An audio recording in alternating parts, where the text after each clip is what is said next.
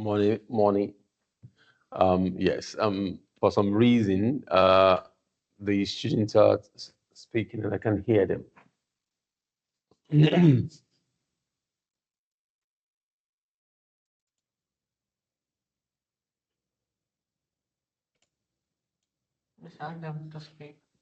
Okay. Can you hear me now, Cosmina Mohammed? Yes, Professor, we can hear you. Thank you. Thank you. Thank you. No, thank you very much. Thank you.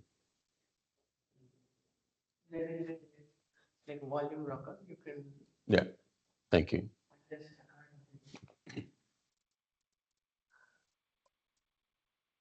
All right, guys. Good morning again. We're going to start again this morning with the assessment, but our friend Anna is not here. Let's wait for her a little bit if she's going to join us and indeed others. So let's wait for about 2 more minutes, yeah?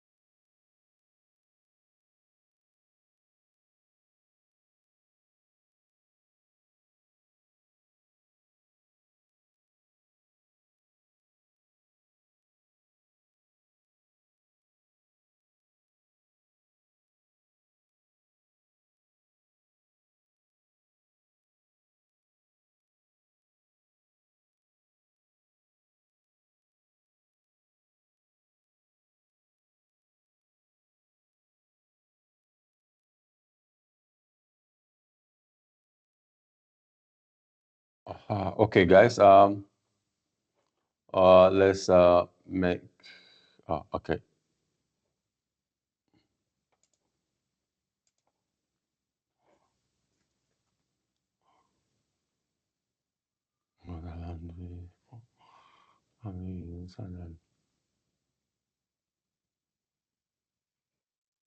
So we're gonna make a start now. So as I explained yesterday, I'm gonna start with that again today, which is starts with the assessment. Um, the assessment is just one single component assessment. It's a written report of 3,000 words. It has been uploaded on the module already, so everyone have access to it. It's uploaded alongside with a case study, Nissan case study, a case study about Nissan. And I've also explained in the brief, in the assessment brief, that please, by all means, please do not limit yourself just to the case study. Please look for more information, report, articles, and all of that about Nissan to enrich your work.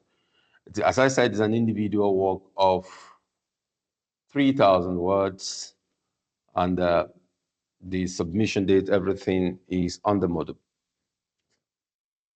This assignment requires you are a new consultant working for Bravo International Management Consultancy, which is a fictional consultancy firm. It means it doesn't exist anywhere. It's just a fictional one. You're required to complete one consultancy project for Nissan. Uh, which must be completed by the assignment deadline. Nissan case study is already available on the module. As I said, it's already uploaded. However, you must find more materials on Nissan other than the one available on the module to be able to write your report critically and satisfactorily. So you could, I'm 100% sure you can find more materials on Nissan in form of journals, in form of articles, journals, reports, and all of that. So, and this is what the structure of your submission should look like. The structure of your work should look like. This is what you're required to do. The cover page that already is already uploaded on the module as well is there. Then you need to write the abstract.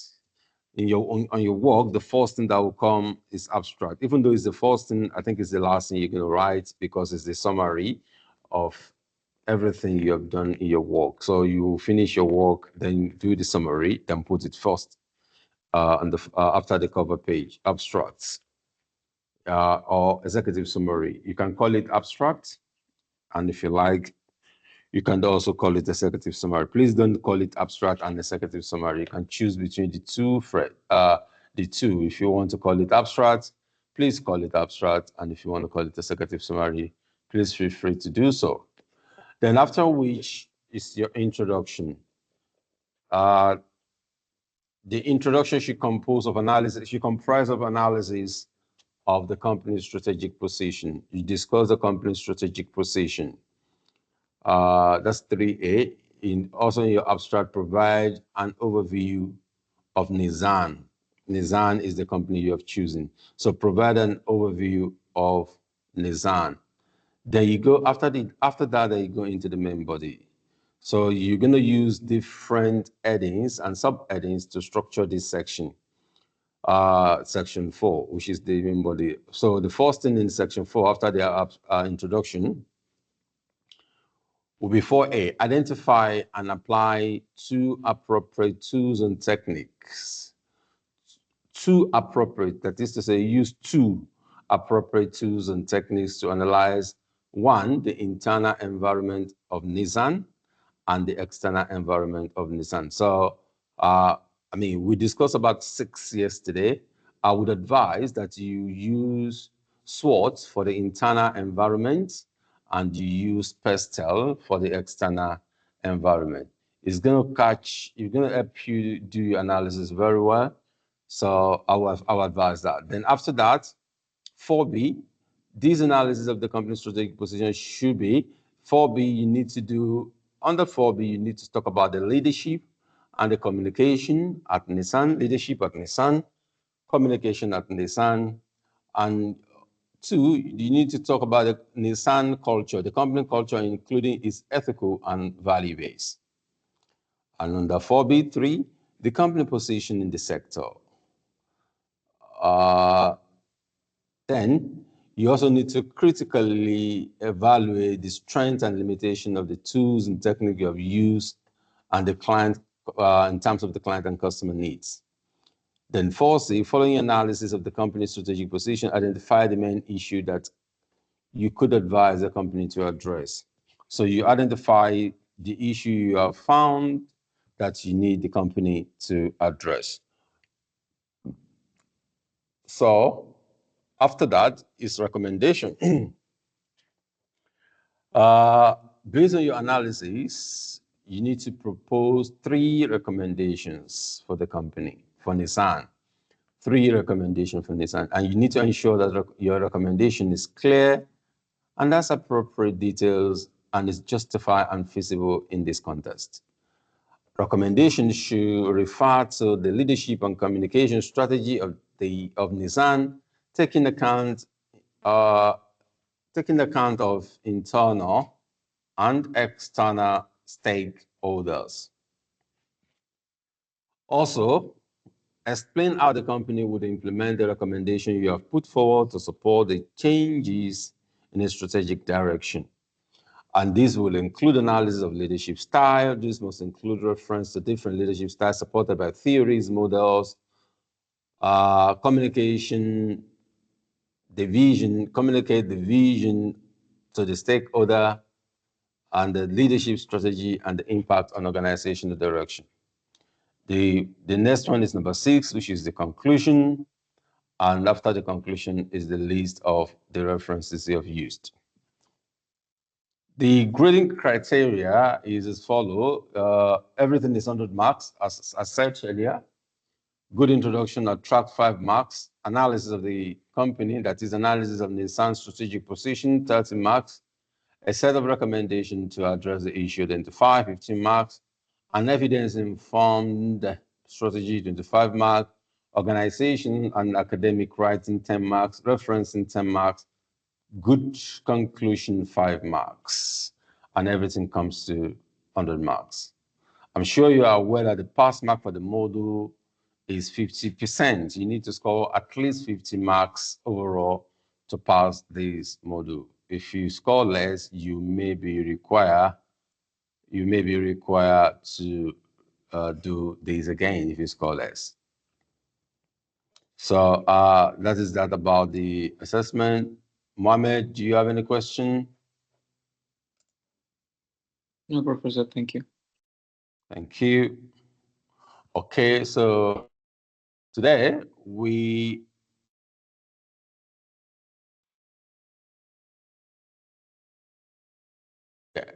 going to be talking about strategic leadership. We're going to be talking about strategic leadership.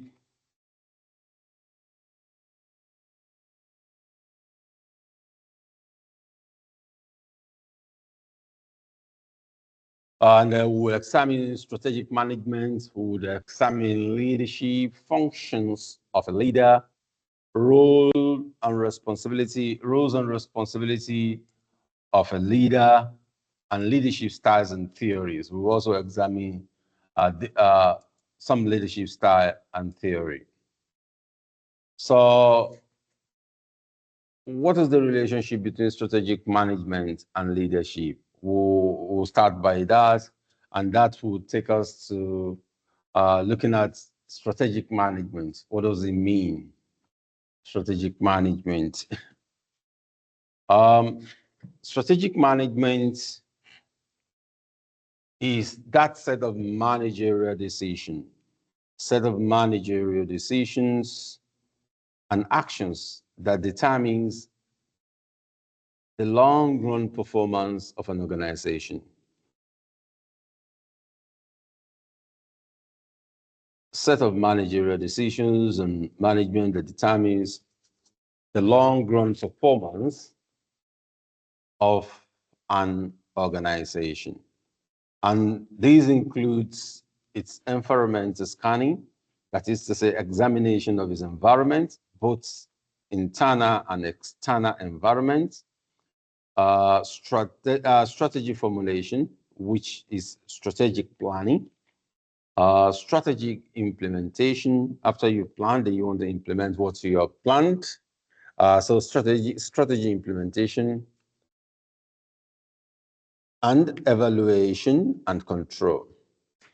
So the study of strategic management, therefore, emphasizes the monitoring and evaluating of external opportunities and threats in light of an organization's strengths and weaknesses in order to generate and implement a new strategic direction for organization.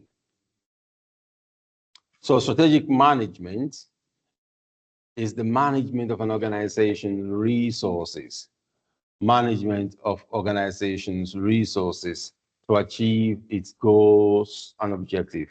Yesterday, I did mention that organizations usually have three resources, and these include human resources, which is people, the workforce.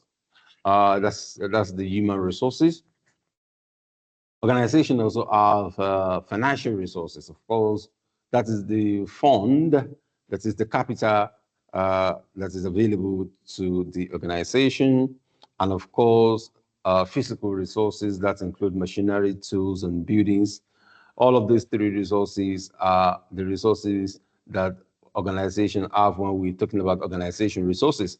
So now we say strategic management is the management of organization resources, the management of these three resources to achieve the organization's goals and objectives.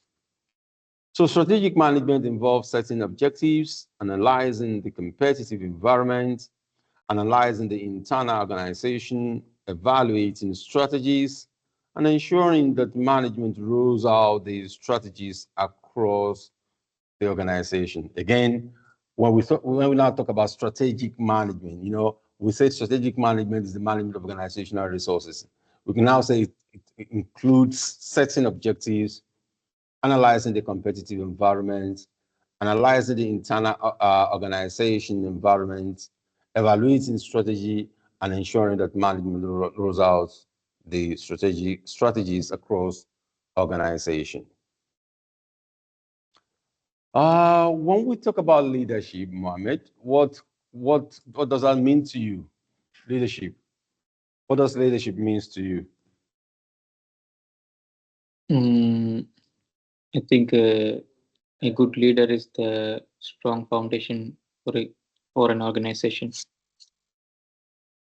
Could you say that again? A good leader Yeah. is the strong foundation for an organization. Okay. Okay. Yeah, that makes sense. That makes sense. So when we say leadership, it involves making choices and important decisions on behalf of management that must be duly obeyed and followed by every member of the organization. So leadership involves making choices and importance by a person or some group of persons on behalf of the management that must be duly obeyed and followed by every member of the organization. Greens and Evers emphasize the leadership power of influencing subordinates. The power of influencing subordinate leaders do not force, rather they influence. Leaders rather influence subordinates. They influence their hearts. They influence their mind to achieve organizational objectives. Don't forget, most of the time, many times, the subordinates are grown-up adults who have their minds, who have their arts. What we mean by that is that they have their opinion, they have their own perspective of things. But as a leader, you have a different opinion and perspective, and you have a vision which you want people to believe in. You want them to follow you. You want them to you actually want them to not believe in to drop their own belief, if I can use that word. You want them to stop their own belief and follow yours.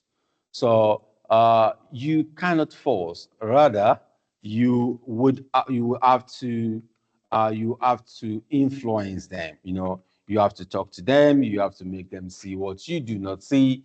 I mean, you have to make them see what you see, or what you saw, that would warrant them to actually not believe in their own vision again, and basically follow you, follow what you have seen, follow your recommendations, and follow your directives.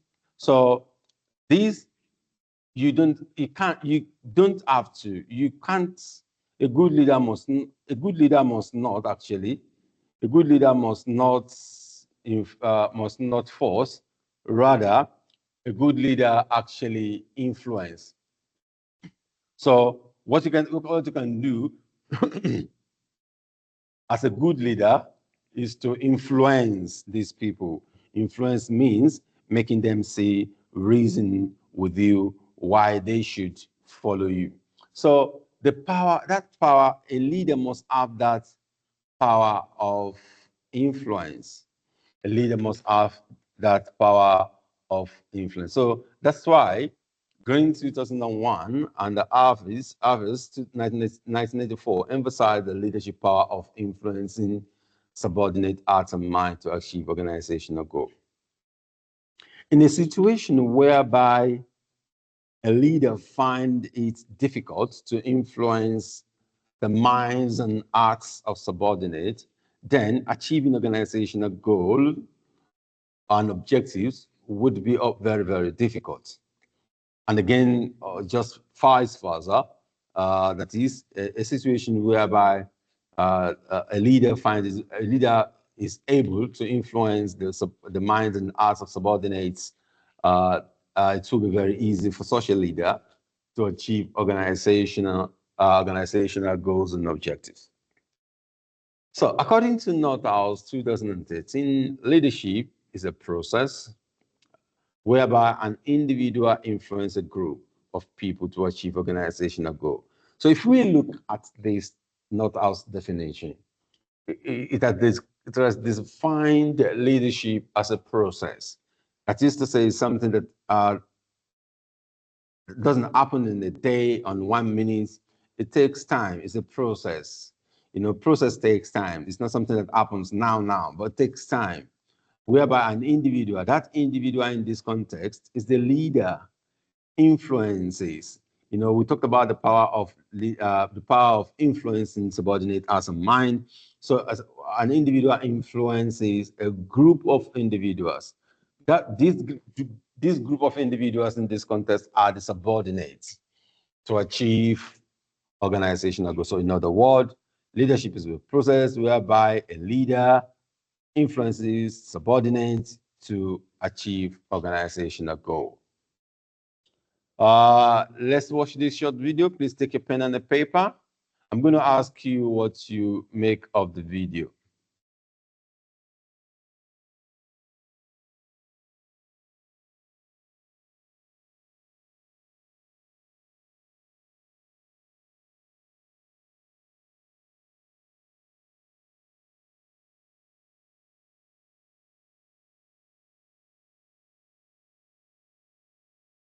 Excuse me, Professor, the audio is not audible. Say again? The video is not audible. I can't hear anything. You cannot hear the video? Yes. Okay. Uh,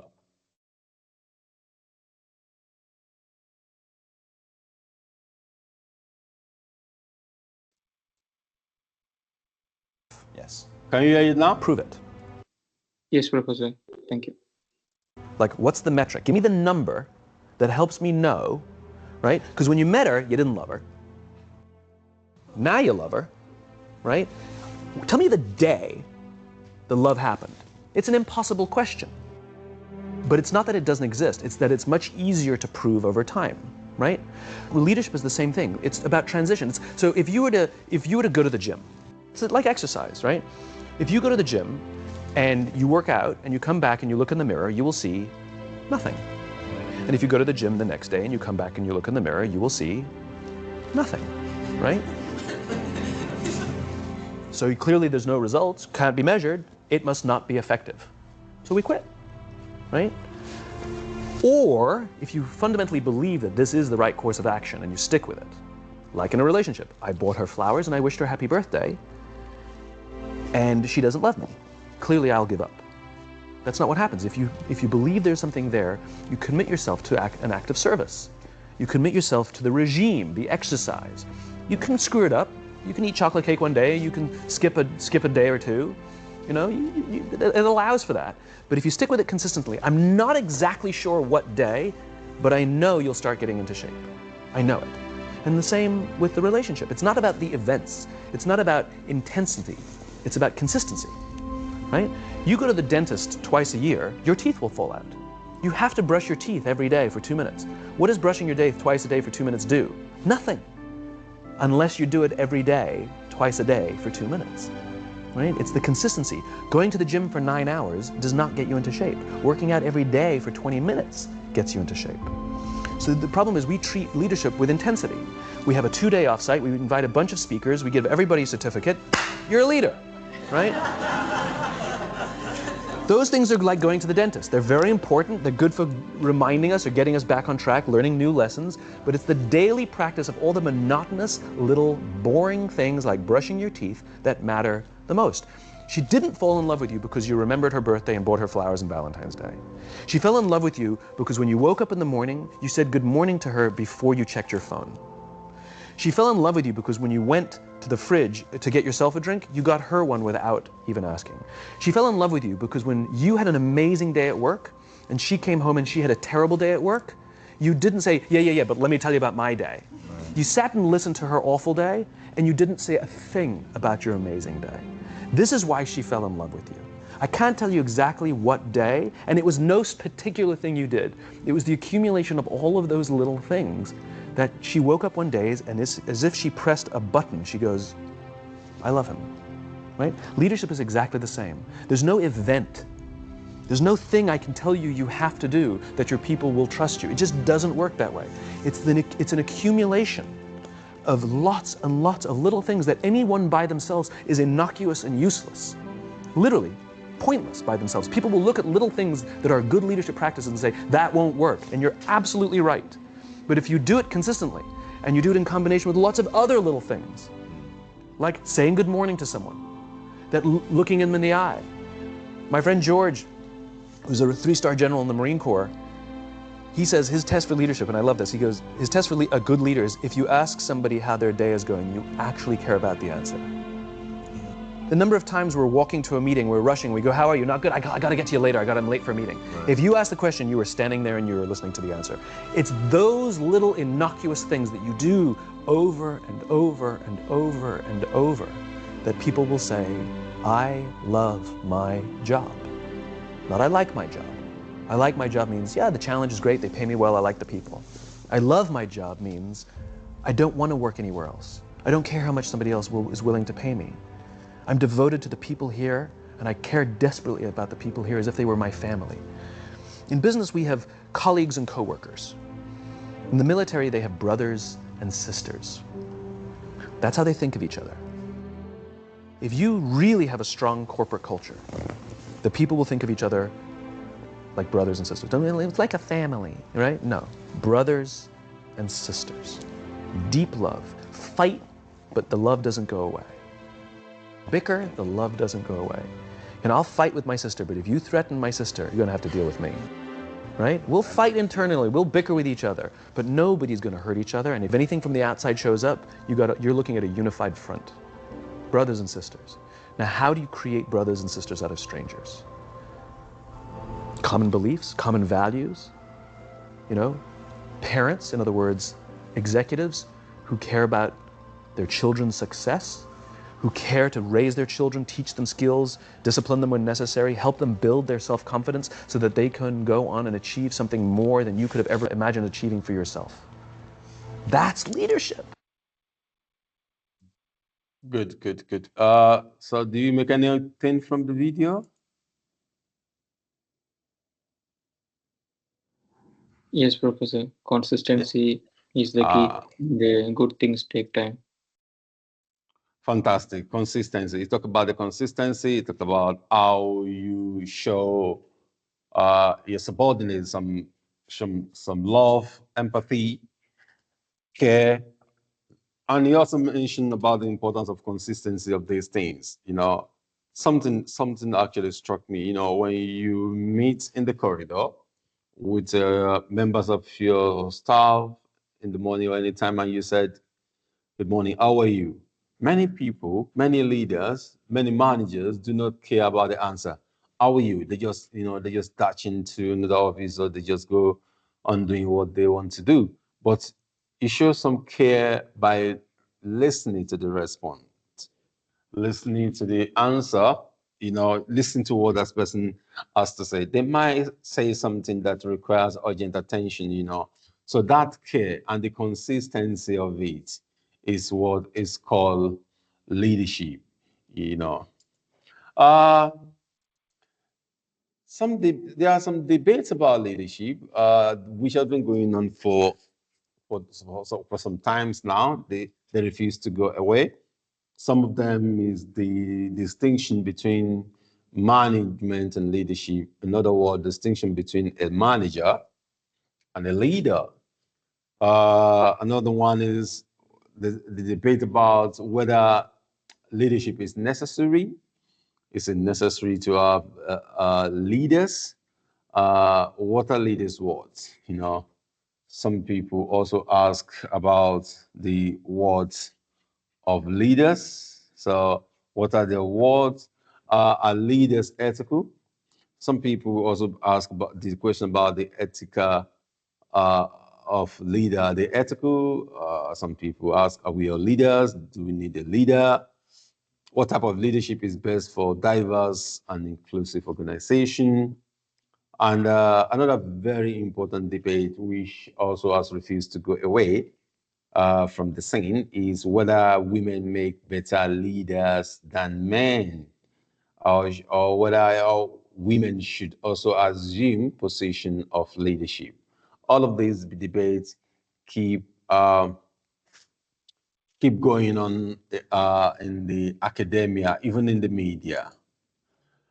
Some of the functions of a leader. A leader is someone who directs. Of course, leaders give direction and motivate. They motivate a group of people or an individual to accomplish a certain goal.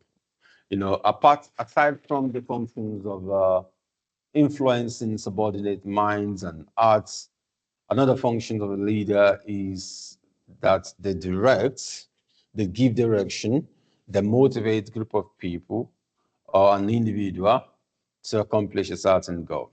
So those who are leaders inspire followers to take the initiatives necessary for success. Leaders inspire followers to take the initiatives necessary for success. The ability requires to be an effective leader. So in order for you to be able to inspire others to take initiative necessary for success, you are required to be an effective leader, and you must develop. This must be your effectiveness must be developed via learning and practices. You should practice what you preach as a leader. Another role and responsibility of leaders: training new hires. When new recruits come into organization, it is the responsibility of the leader to train them.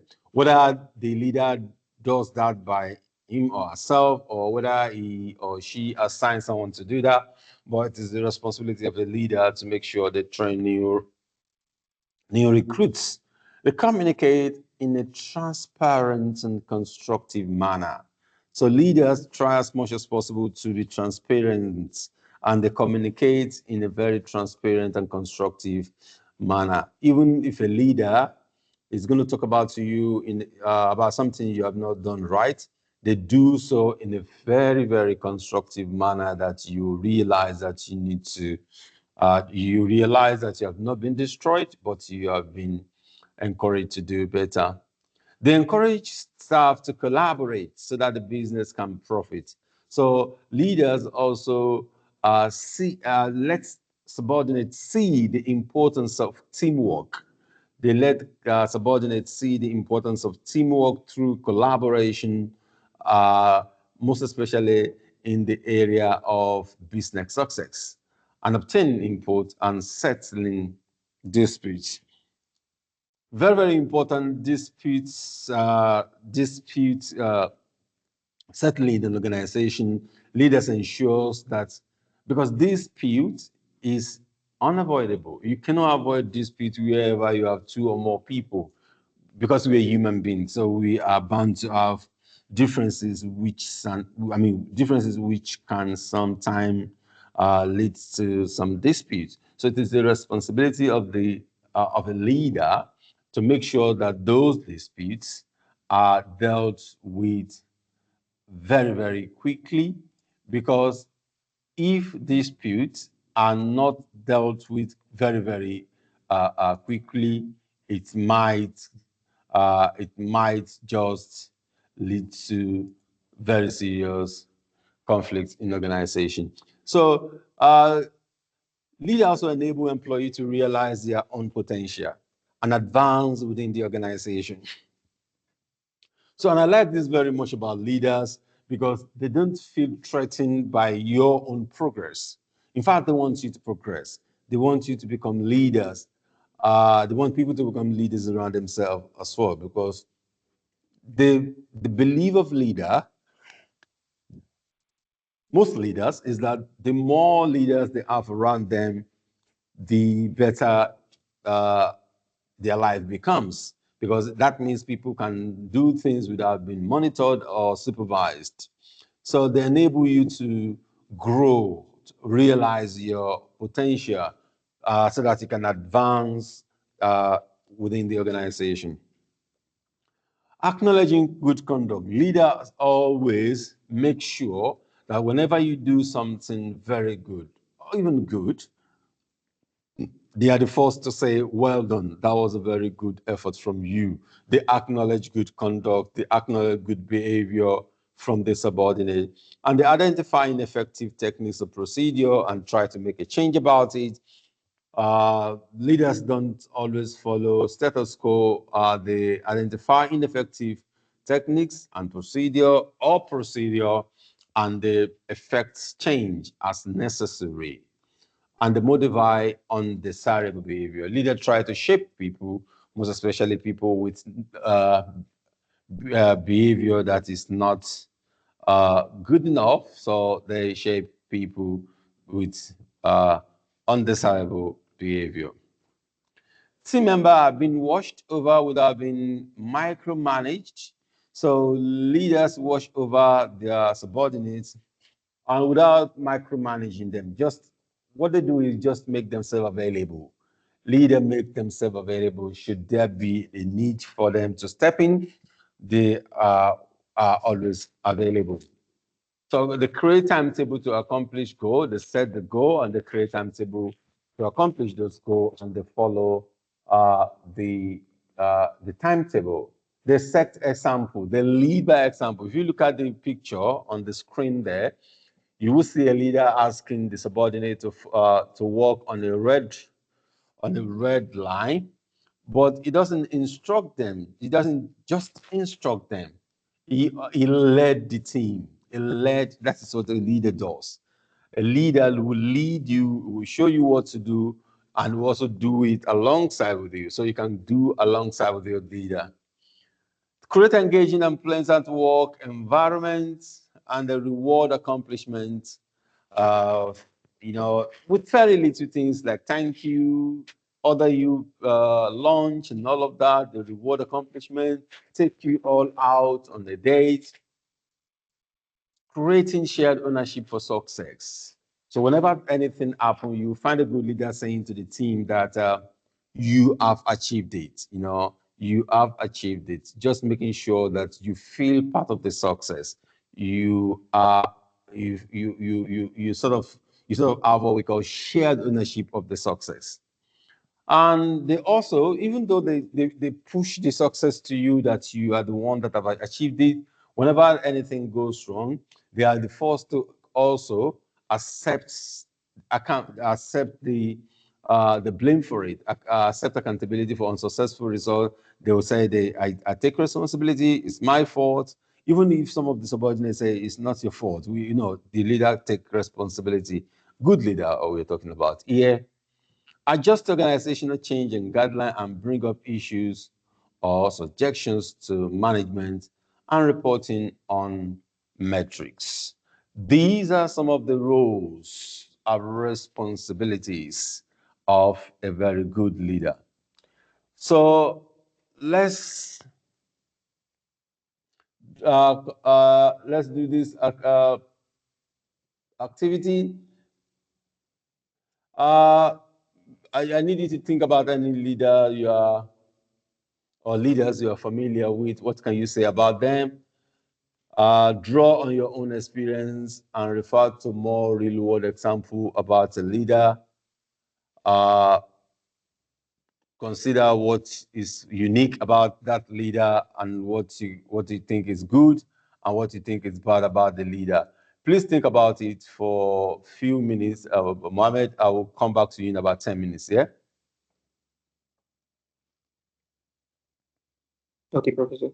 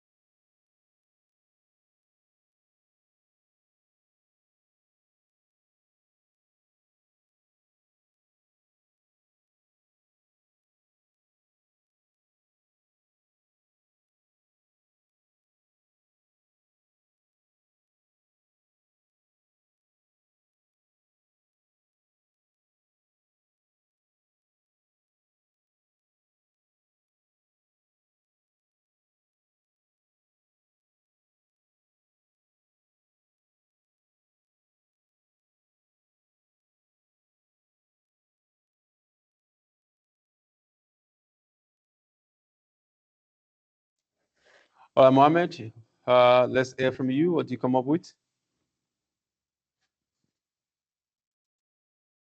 Yes, Professor. Mm,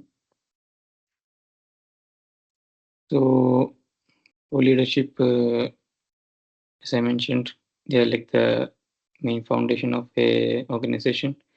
Mm. If you have a good leader, um, they are the person who can lead the organization to the success. And keep there are like different types of leaders, and they have different types of leadership. Mm, they do, and the one I'm familiar with was the one I worked in my company last time. Mm, he was my manager, and he was a good leader. And I was like very curious on how he handled all the things, like Mm. with situations. Like he used to explain, we should be always updated, and there was something like a situational leadership on how things are done on different situations. Also, what I can define as a good leader is whatever the issues or problems the organization have, it should not be like overly put on the employee's head. Like the leader should be there, be with them to handle whatever happens. Fantastic. Fantastic. Um, Give me one sec.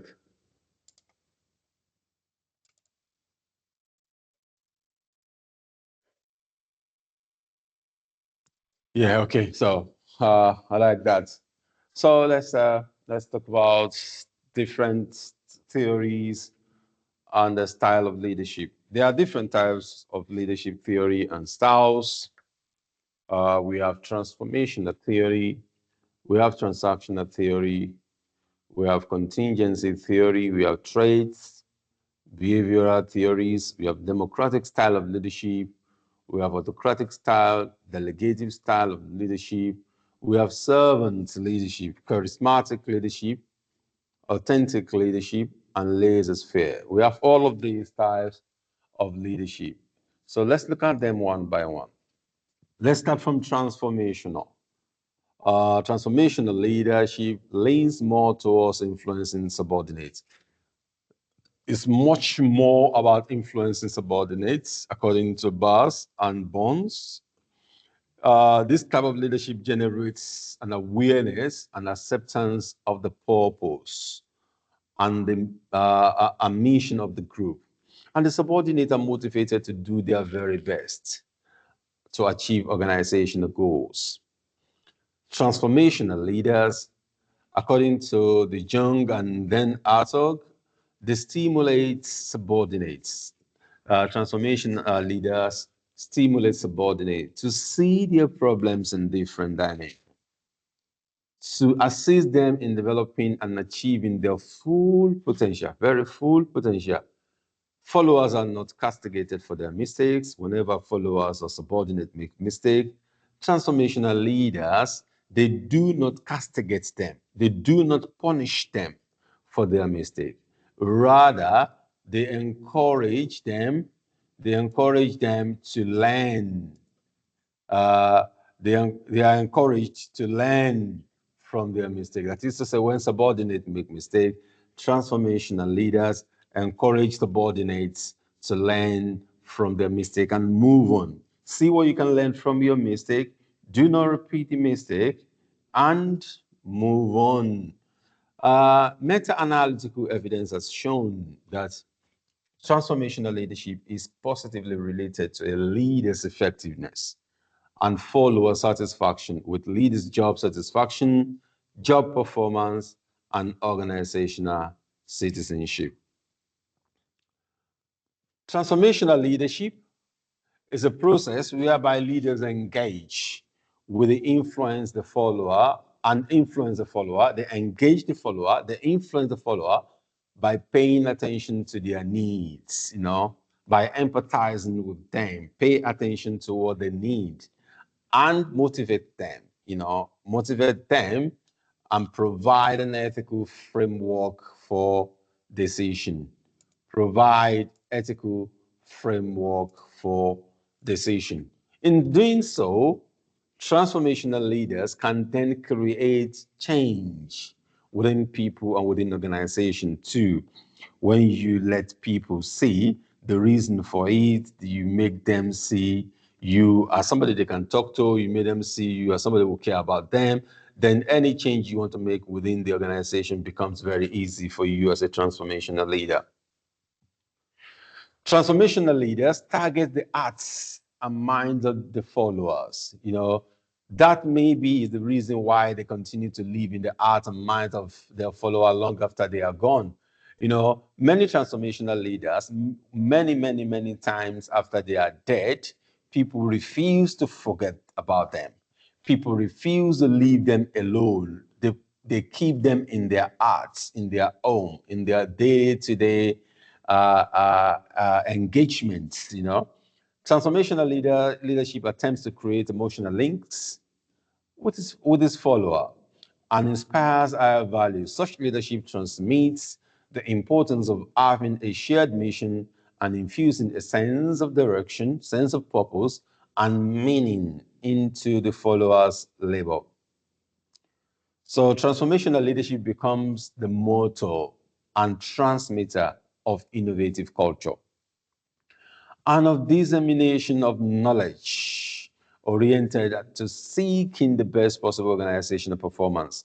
So what we're trying to say is transformational leaders, they allow employee to try new things, to be innovative. An employee as well are very comfortable trying new things under transformational leaders because they know full well that even when they make mistakes, transformational leader is not going to punish them. Rather, it's going to advise them to learn from their mistake and move on. In so doing, they have the impetus to try new things, to be innovative. So transformational leadership is a multi-dimensional construct that encompasses 4 behavioral sub-dimensions. It encompasses 4 behavioral sub-dimensions. That is idealized influence. That is to say, transformational leadership is made up of 4 behavioral dimensions.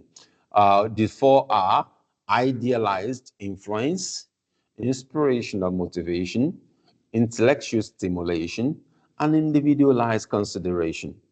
The idealized influence, otherwise known as charisma, is displayed when leaders provide vision and sense of mission. They instill pride and gains respect and trust. And the inspiration and motivation refers to the leadership behavior that add on intellectual, emotional qualities to the influence process, such as displaying an action orientation seeking to build employee confidence through verbal communication and inspiring belief in the cause. When we talk about this verbal communication, communication with respect, two-way communication, that is to say, communicate when they give room for feedback, they give, they make themselves available for conversation among the employees. So employees are very comfortable communicating with them.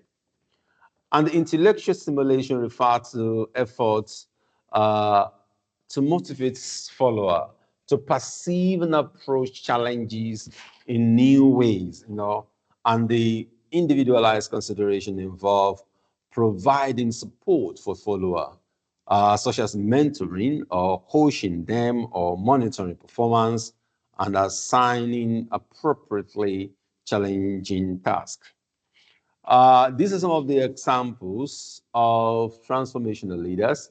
Transformational leaders have charisma, they provide inspiration, they promote intellectual stimulation.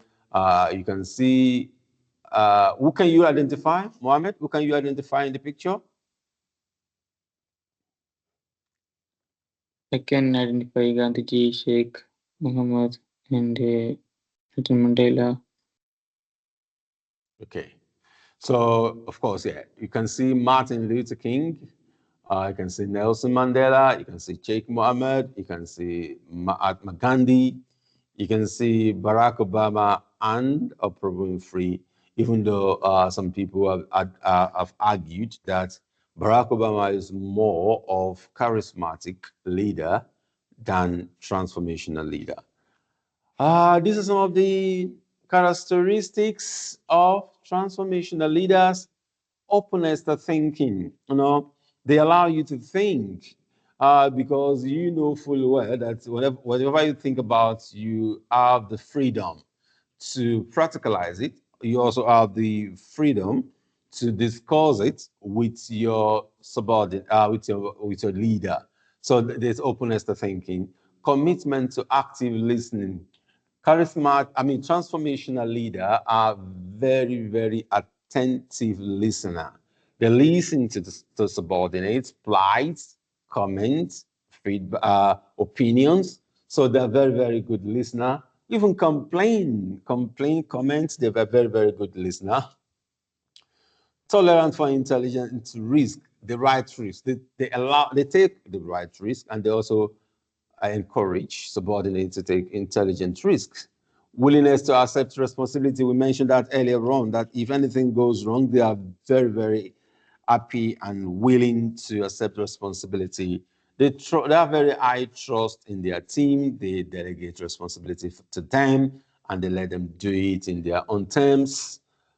Ability to influence and inspire others. They influence and inspire others through their attitudes that we have talked about, most especially their attitude in terms of empathy. They empathize with their employees and they care for them, And that was what Simon, the video we watched the other time, was talking about, that if you care every day, it's not a one-off thing. If you care for your subordinates, consistently care for them, then you would be able to inspire them if you consistently care for them, and genuinely, of course. If you care for them genuinely, they're going to know you care for them genuinely, and then you will be able to inspire them. Ability also, they have ability to make difficult decisions. All decisions are not easy. There are some very, very difficult decisions. So transformational leaders have that ability to make difficult decisions in difficult situations. Also, ability to adapt quickly and easily, because we live in a business environment that is very, very dynamic. And if I can use the word volatile as well. So it keeps changing, very dynamic, keep changing. So transformational leaders have the ability to adapt quickly to whatever situation that comes their way. They keep their egos in check. The egos that I'm a leader, or why should you be sitting down beside me? Why should you be talking to me? That ego that I'm superior to you and I should always be on top. They keep ego in check. So they try to keep themselves very, very simple. And sometimes you find it difficult to make a distinction between who is the leader and who are the subordinate, because they make themselves to be at par in terms of undertakings and dealings in the organization with the subordinates. Their personal integrity. When they say don't do anything, they don't do it themselves. When transformational leaders make laws, they don't make themselves an exception to that law. They have personal integrity and they lead by example. When they ask you to do something, you find them being the very first to do that thing which they have asked you to do. And when they have prohibited you, from not doing a particular thing or things, you find that they don't do it themselves. If they ask you to come early, let's say they ask you to come 7 o'clock to work, they are there before 7 o'clock themselves. So they lead by example, so that they practice what they preach to their subordinate, and that is why they win the hearts of the subordinate and they are able to influence them. Before we go to the next one, Do you have any question up to now, Mohammed?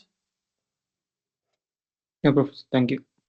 Let's take a break. Let's take a tea break. We'll come back at 11 o'clock. Is that okay? Okay, Professor. Thank you.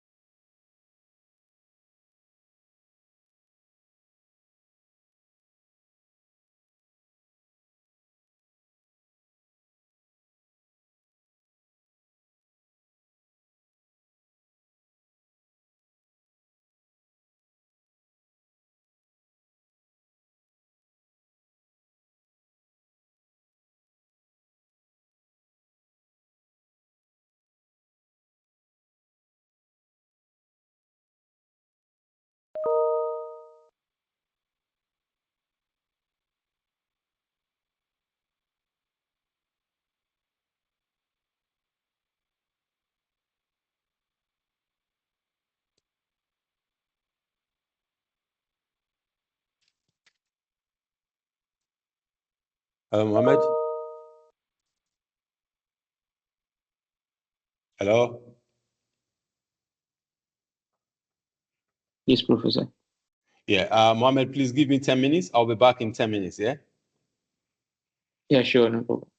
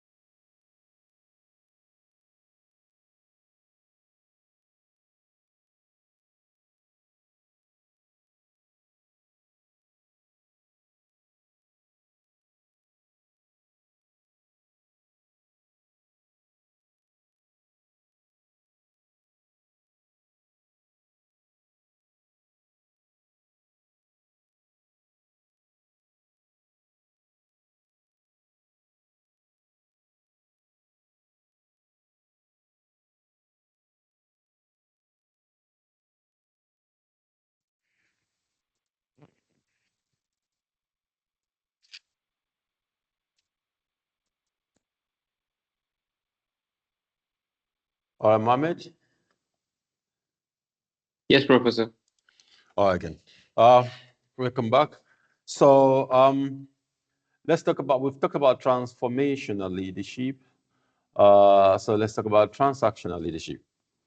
Transactional leadership is quite opposite of transformational leadership in the sense that everything about transformational is just the opposite of transactional leadership. For transactional leadership, it focuses on establishing an exchange relationship with followers to achieve specific goals.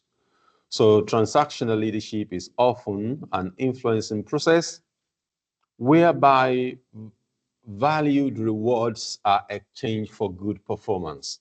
That is to say, if you if you're giving a very good performance, then you receive a reward for that. In transactional leadership, the leader offers reward for excellent performance, for good performance, and good behavior, and also threatens punishment for half-hearted or poor performance. That is to say, good behavior, good performance, you get reward. Bad behavior or bad performance, you get punished under transactional leadership. So unlike transformational, when you make mistakes and you are not punished, rather you're not punished, rather you are encouraged and advised to learn from your mistakes and to move on. In transactional, if you make mistakes, you find yourself being punished for your mistakes, and you get punished for your mistakes. Transactional leadership is also known as managerial leadership because that is what many managers use. In this leadership, leaders rely, as I said, on rewards and punishment to achieve optimal job performance from their subordinates. So the transactional executive leadership model is based on exchange or transaction. It is also called give and take leadership because you give, whatever you give, you take. So if you give reward, if you give good performance, you take reward. You get reward. If you give poor performance, you get punishment. That's why it's called give and take leadership. It is also called stick and carrot leadership. So if you give in good performance, you get carrots, and if you give in poor performance, you get stick. If you give in good behavior, you get carrots. If you give in bad behavior, you get stick. So that's why it's also called stick and carrot leadership. These are some of the examples of transactional leaders. Do you recognize any one of them?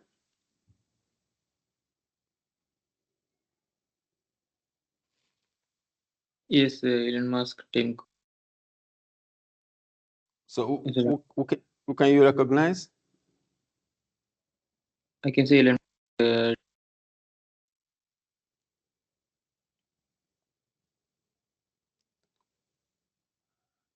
What do you say?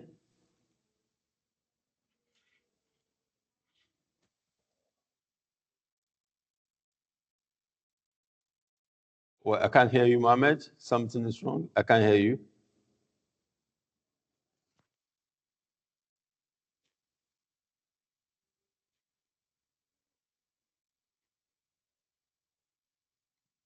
We don't know what is wrong, Mohammed.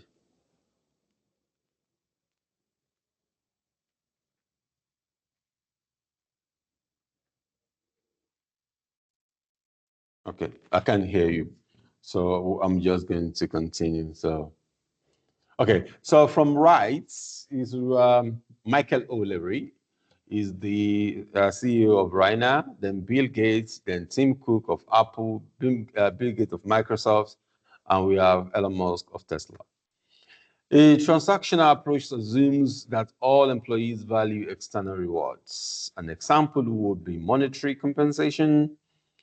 It works on the belief that people are not self-motivated and they need to be motivated by money or whatever extrinsic motivation that the leader consider appropriate. These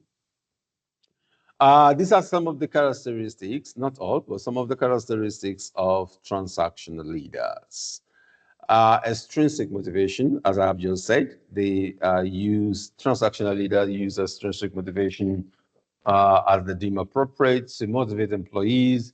It is called give and take leadership, as I explained earlier, that whatever you give, you take. If you give good behavior, good performance, it gets reward, it gets reward.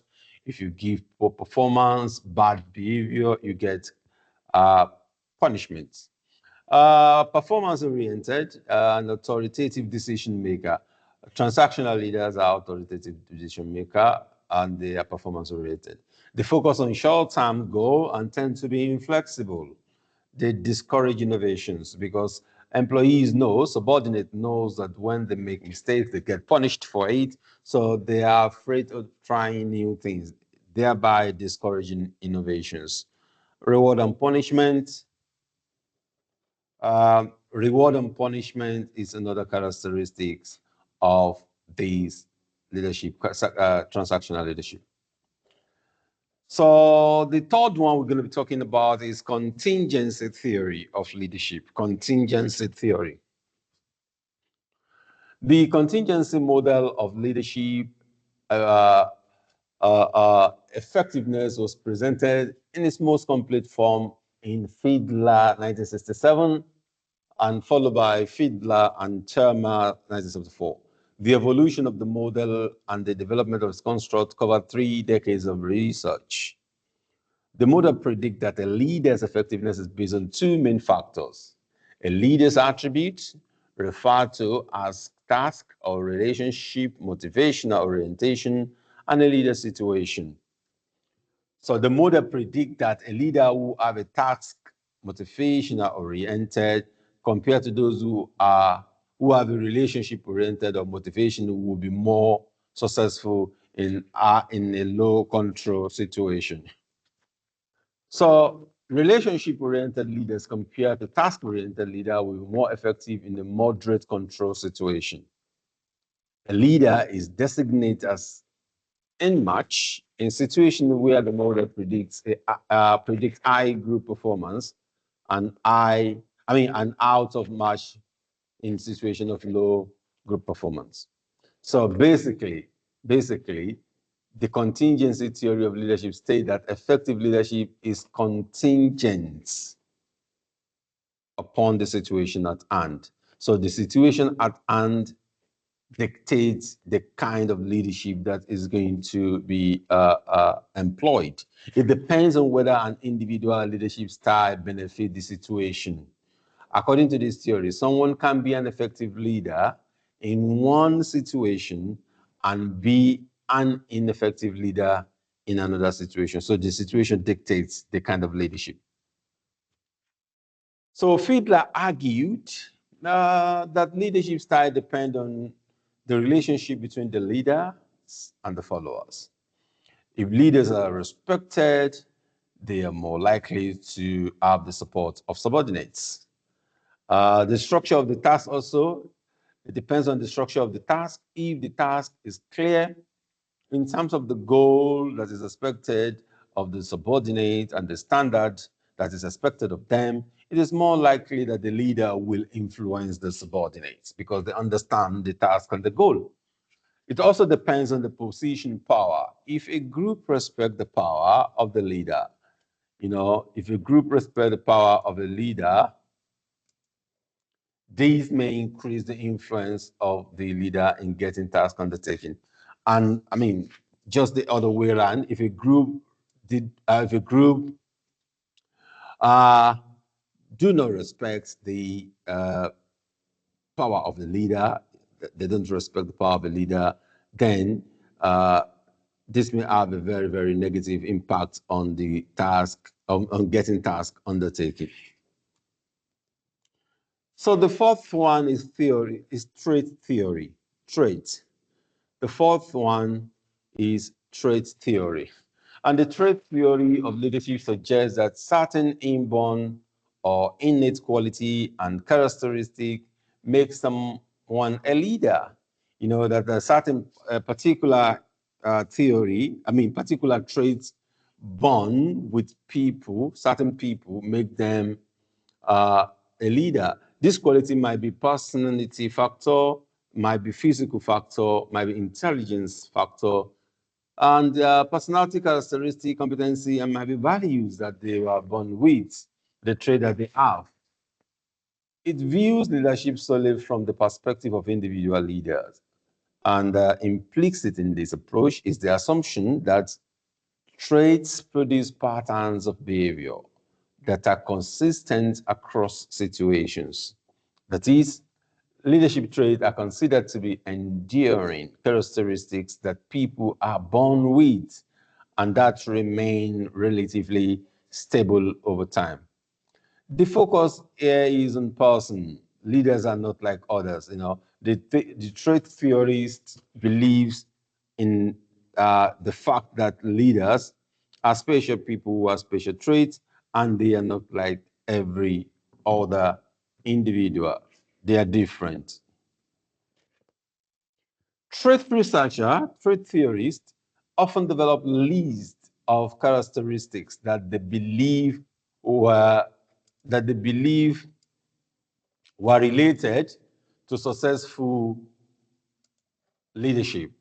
They often come with lists, and that's one of the problem with them, because different researchers of trait theory often comes up with different traits. So, and these traits include physical vitality and stamina. And this has to do with physical. Physical, they believe one of the traits of a leader is physical vitality and stamina. A leader must have that physical stamina and vitality. A leader, and the second one is intelligence and action-oriented judgment. A leader must be intelligent, must have a trait of intelligence and action-oriented judgment. Somebody who not only talk, but also do the talk. Eagerness to accept responsibility. A leader must be someone who also accepts when things go wrong. They accept the responsibility and take full responsibility of whatever goes wrong in the organization or among the group. Task competence must be competent in terms of handling tasks, an understanding of followers and their needs. And, you know, we talked about empathy earlier on. A leader definitely must, empathize with its subordinate or follower, as the case may be, so that he understands them and their needs, so that he can, understanding their needs would help a leader to motivate them. Also, skill in dealing with people.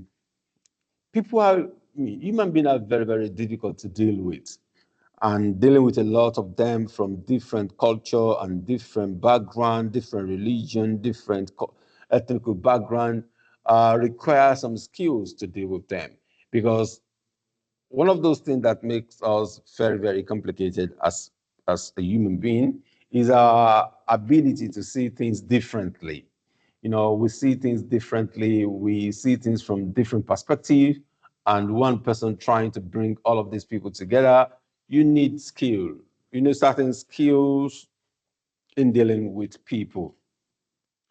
Need for achievement, capacity to motivate people. Not everybody has that capacity to motivate people. In fact, some people cannot even motivate themselves, so let alone motivating others. So a leader needs to have the capacity to motivate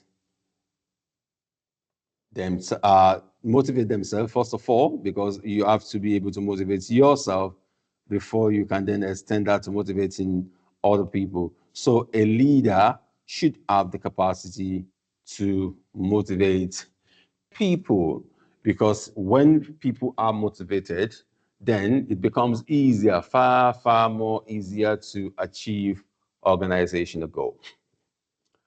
So another trait is courage and resolution. Courage to make big decisions on big stages. Courage to make difficult decision at difficult time. Courage to speak the truth in the face of adversity. So leader must have courage to take risks. Of course, calculated risk, but courage to take risk and resolution to do so. Trustworthiness. It must be somebody that people can trust.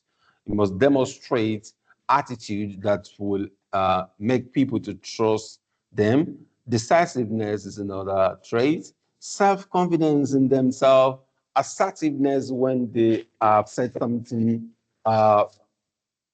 being able to stand on their points, and adaptability and flexibility.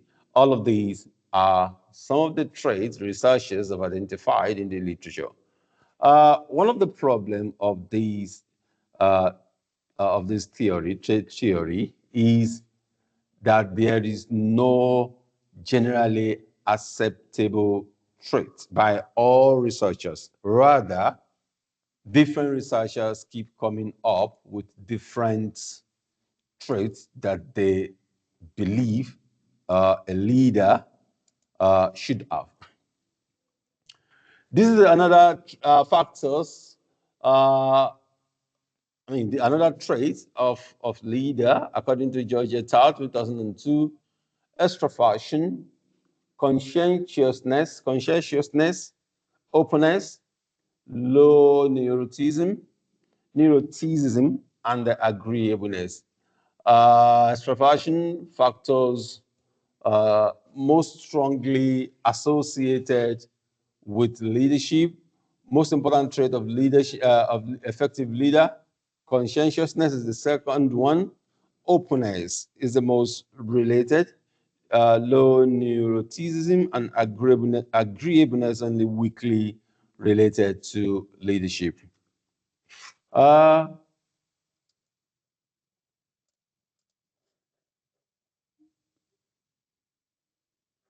need you to consider this.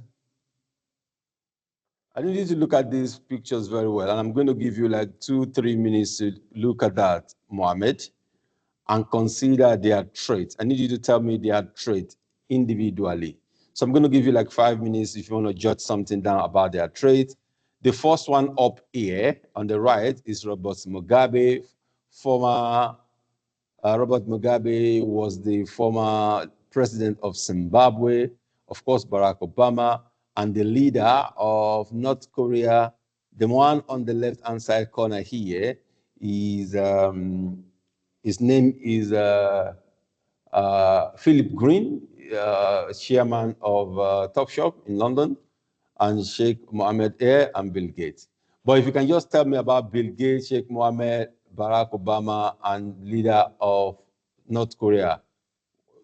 I need you to tell me their traits. What do you consider their traits? I'm going to give you 5 minutes to do that, and I will ask you. Is that okay? Am I audible, Professor? Yeah. Oh, okay.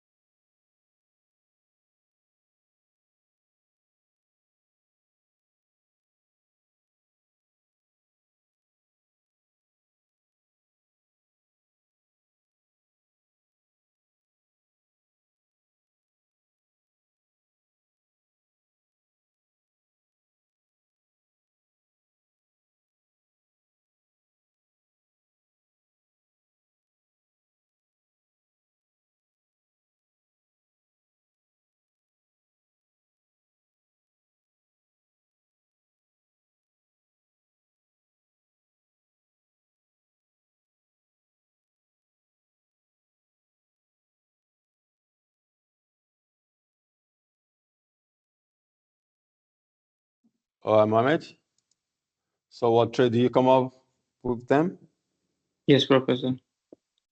So talking about Sheikh Muhammad, he's very inspirational and also a transformational leader.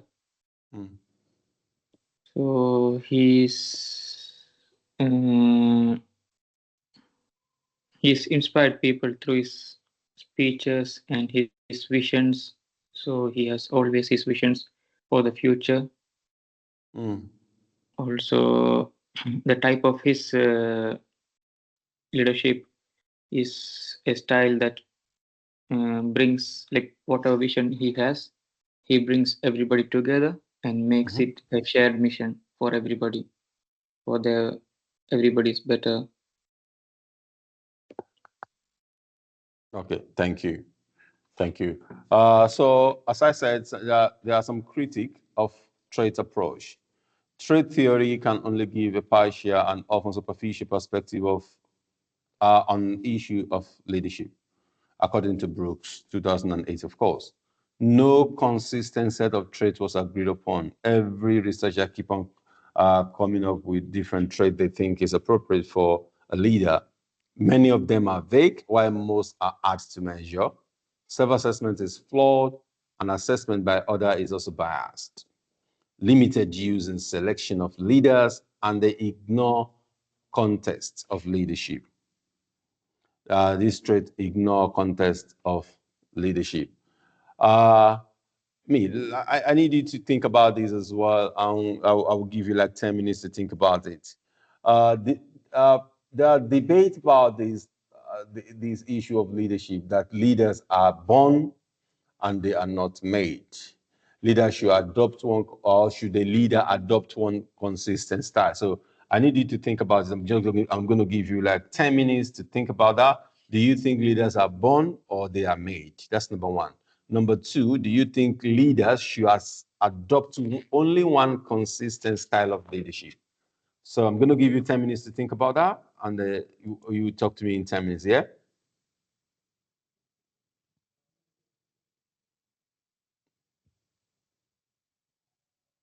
Is that okay?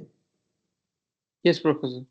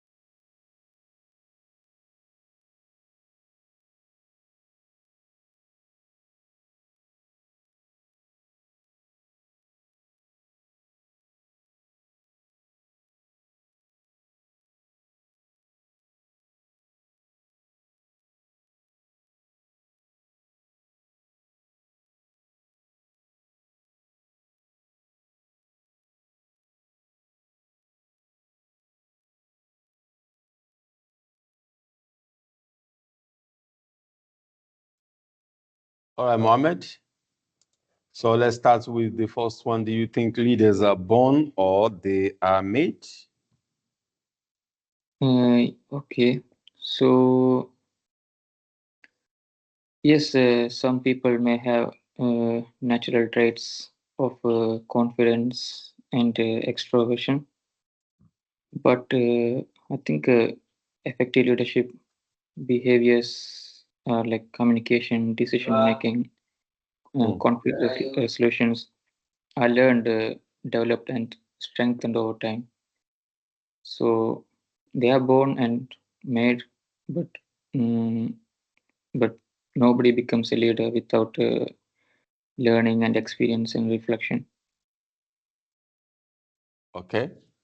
What about the second one? Do you think leaders should adopt one consistent style? No, so to be a good leader, as I mentioned earlier, there should be situational leadership. So for different situations, they need to adopt different styles. For example, for a crisis, they should be taking like urgent decisions. So it should be a directive leadership, like way of leadership. For a long-term vision, it should be transformational. And if you have a team, if you are working in an organization and you are the leader, if your team is motivated and skilled, so you have a different type of leadership. And if your team is newbies and less motivated or low confidence, you should be like more supportive and coaching. So you should the main thing is so the leadership should not be uh, a consistent style. It should be flexible for what the situation is. Yeah, fantastic. I agree with you that leaders should be flexible with their style of leadership because all situations are not the same, and Yes. each situation, different situation requires different style of leadership to achieve success. So I agree with you. The first one, which is whether leaders are born or they are made, even though I believe that some people are born with some very good quality, leadership quality with them, they haven't learned it anywhere. It's an inborn thing. Even though I believe so, I also believe that leaders can be made. You can study leadership, and you can also shadow a leader. You can observe a leader. You can be taught. You can be coached. You can be mentored by a leader. So you can learn leadership. If you learn it, it is made. So I believe both that some people are born with some quality of good leader, some traits of leadership of good leader. However, people over the years have learned leadership. They have shadowed leaders. They have studied leadership. They have been coached by a leader. They have been mentored by a leader, and as a result, they eventually they eventually became leader themselves. So leaders are born, and at the same time, leader uh, leaders are made. They can be made at the same time. Yes, fantastic. Thank you, Mohammed, for that very, very good contribution. Well, It's 12 o'clock. Let's take our lunch break, and we will come back at 1 o'clock after at 1 o'clock. Is that okay?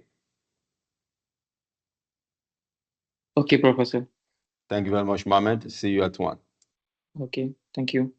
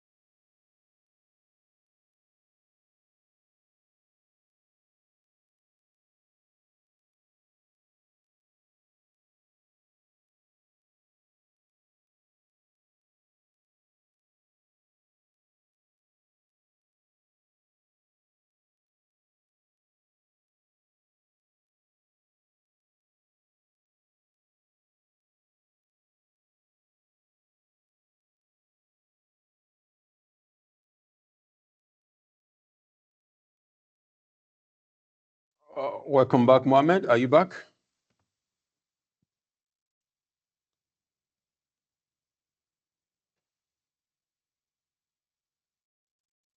Mohammed, are you back? Yes, Professor. Okay, thank you. So let's get on with our discussion. So we've talked about transformational, transactional traits, and now let's talk about behavioral theory. Behavioral theory of leadership, from whom leaders are to how they lead. Leadership, excuse me. Leadership style refers to the behavior of leaders towards subordinates, the manner in which tasks and the functions of leadership are conducted. The behavioral leadership theory focuses on how leaders behave and assume that these traits can be copied by other leaders. Sometimes called the style theory, behavioral theory is sometimes called style theory. It suggests that leaders are not born successful, but can be created based on learnable behavior, based on some learnable behavior. And behavioral leadership theory state that a leader's behavior in the workplace determines their success. The approach involves observing and evaluating the leader's behavior in response to specific situation. And this theory suggests that the best predictor of leadership success is how a leader acts, how a leader behaves. Action rather than qualities are the focus points of behavioral theory. So it focuses on actions and behavior. The Michigan studies of 1940s, comes up with two dimensions of behavioral theory. One is employee-centered behavior, which focuses on relationship of a leader with the employee. And the other one is job-centered behavior that focuses on getting the job done. Also, there are participative leaders, status quo leaders. We have participative leaders. We have status quo leaders. We have indifferent leaders, dictatorial leaders. We have country club leaders who make sure followers are comfortable. We have sound leaders who balances productivities and team morale. We have opportunistic leaders who focus on goal, and paternalistic leaders who are strict but very fair. So I need you to please, and I need you to please read more about all of these leadership theories that I've just mentioned, so that you are able to use them. You are able to use them in your discussion for your assessment.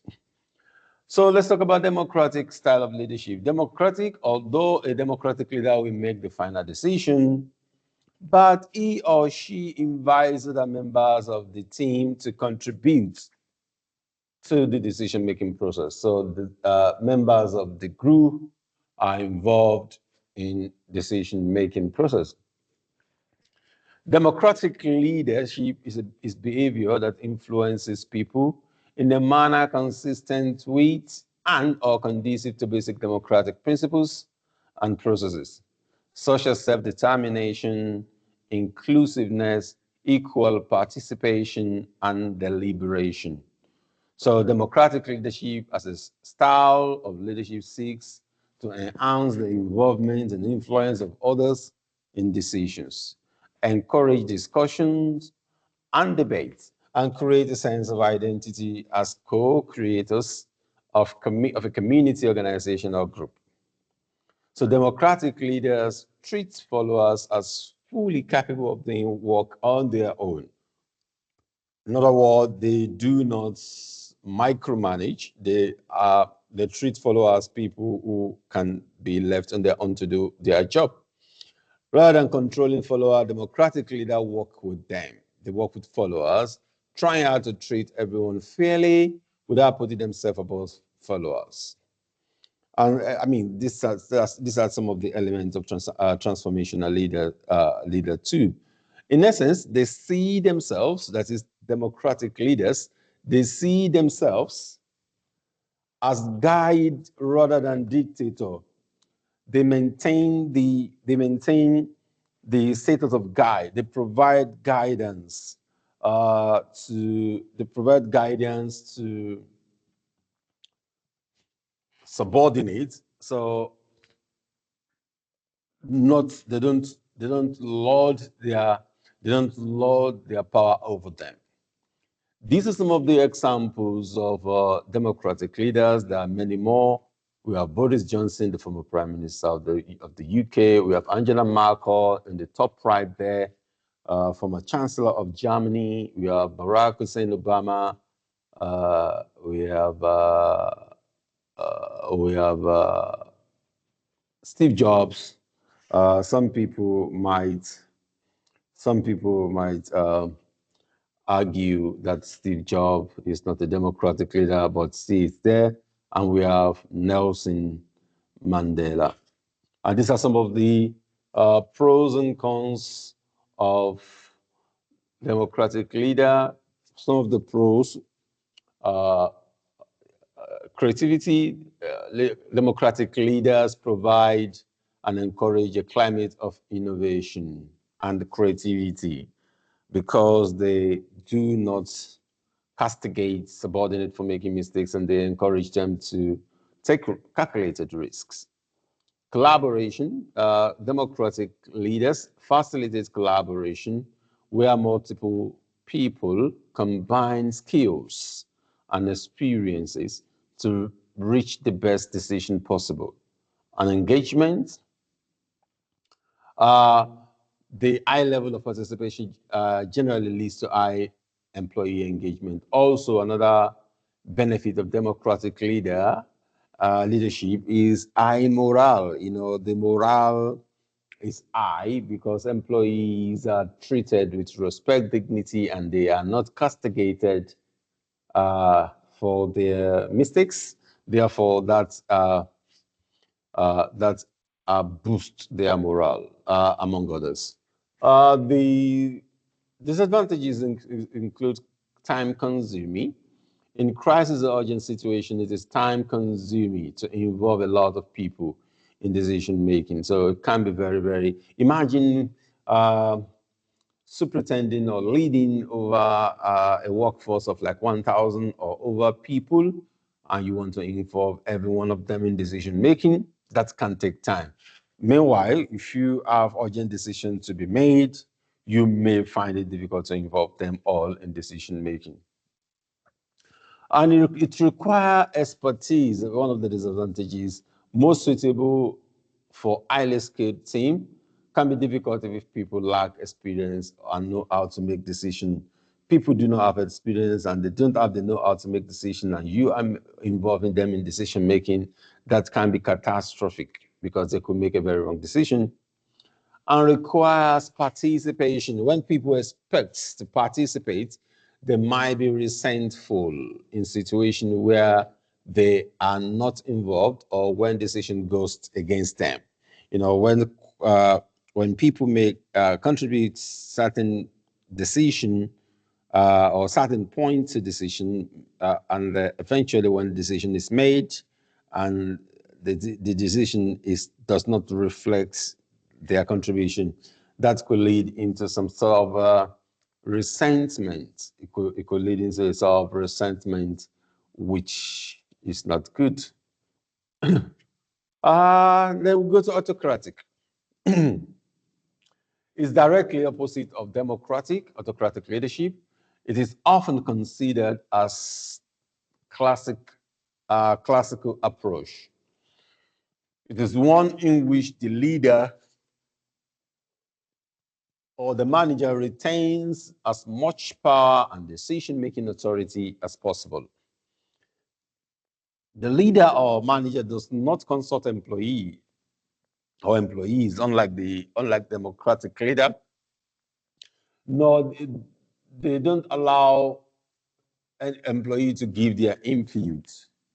Employees are expected to obey orders without receiving any explanation. Autocratic.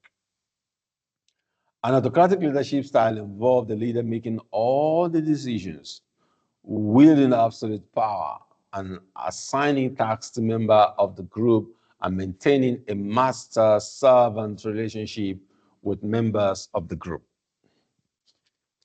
This leadership, autocratic, is effective and should be used when new untrained employees who do not know which test to perform or which procedure to follow. I mean, you just need to dish out the instructions to them. Effective supervision can be provided only through detailed order and instruction, which is required for new recruits. And autocratic leadership is effective and should be used when time is limited, when you don't have that much time, and when developing a strong sense of teamwork, and when the group wants an element of spontaneity in their work. You need autocratic leadership style. Some of the people here are considered autocratic. In fact, some people will consider the first one on the far right. Some people will argue that Adolf Hitler was toxic rather than autocratic, whichever one.